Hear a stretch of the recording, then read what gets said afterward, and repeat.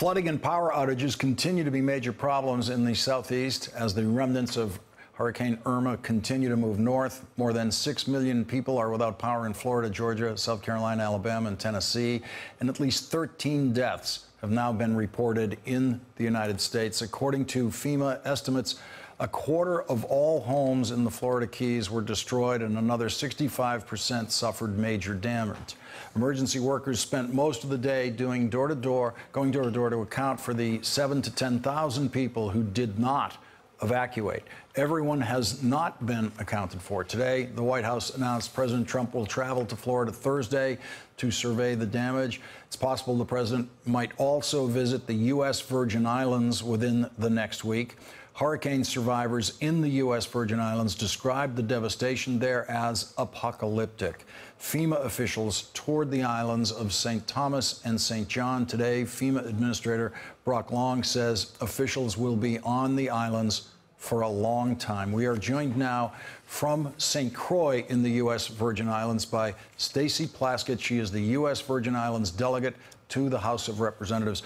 Congresswoman Plaskett, thank you very much for joining us on this difficult night. And I just want to lay out the geography of the area for people.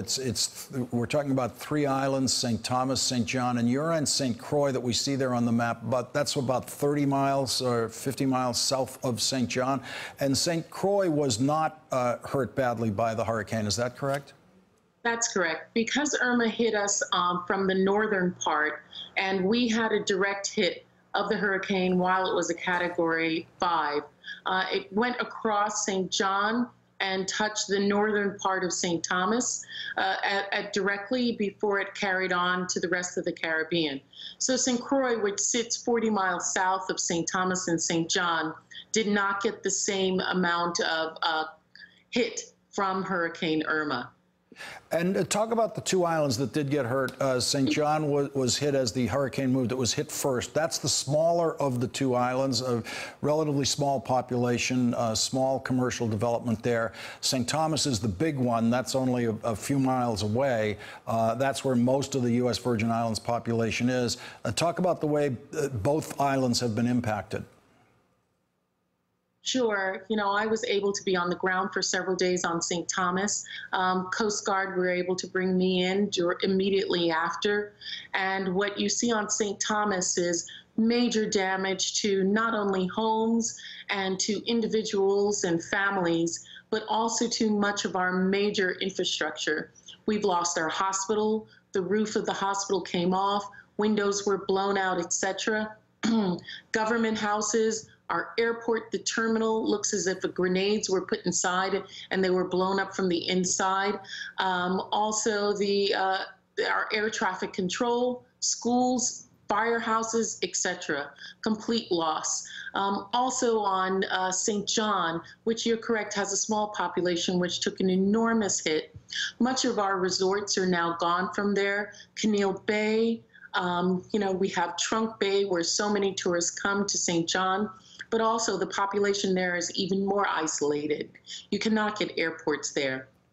So we've spent a lot of time with FEMA, the Coast Guard, and others who've been extraordinary in working with our governor and with our local emergency management system to clear debris out of the ports so that we can begin the ability to get from the island of St. Croix, which has now become the base camp for not only U.S. Virgin Islands, but for other islands as well, to get support back and forth.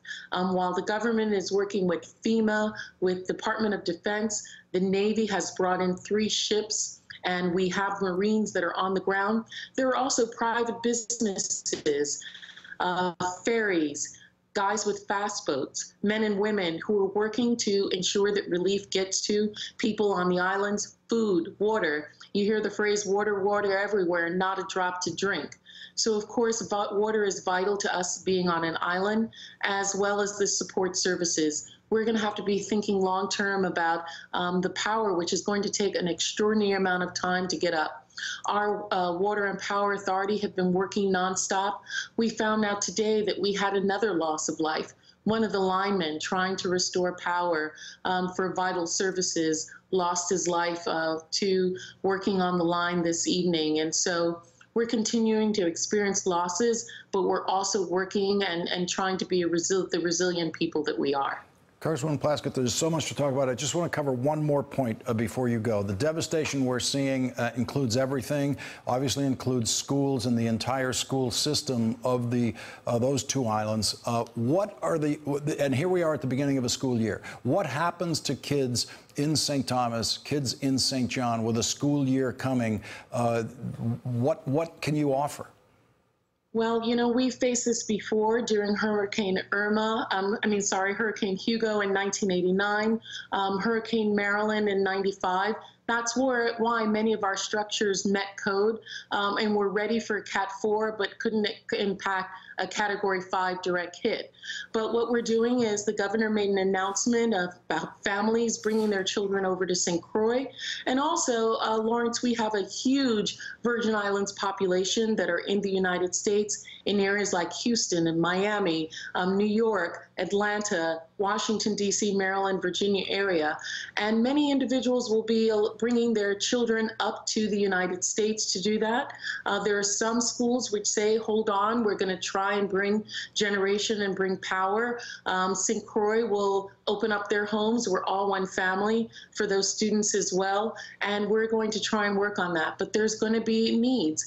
There's going to have to be transportation for these young people to get to those families that are in the States, for families that are not able to afford the plane ticket. There's going to have to be temporary schools that are created, potentially on cruise ships and others, that will allow young people to continue to learn. And there's also going to be, for those students that move to the States, we live on a tropical island. So boots, hats, gloves, coats are another thing that we're going to have to think about when they're moving with those families there. Congresswoman Stacey Plaskett, thank you very much for bringing us the human detail of what's happening there. Really difficult situation. Really appreciate your time. And Lawrence, we're so grateful that you are opening up the news to us so that people can see us as Americans and what we're going through, and remember us when we're looking about hurricane relief. Thank you. Thank you very much. Hey there, I'm Chris Hayes from MSNBC. Thanks for watching MSNBC on YouTube. If you want to keep up to date with the videos we're putting out, you can click subscribe just below me, or click over on this list to see lots of other great videos.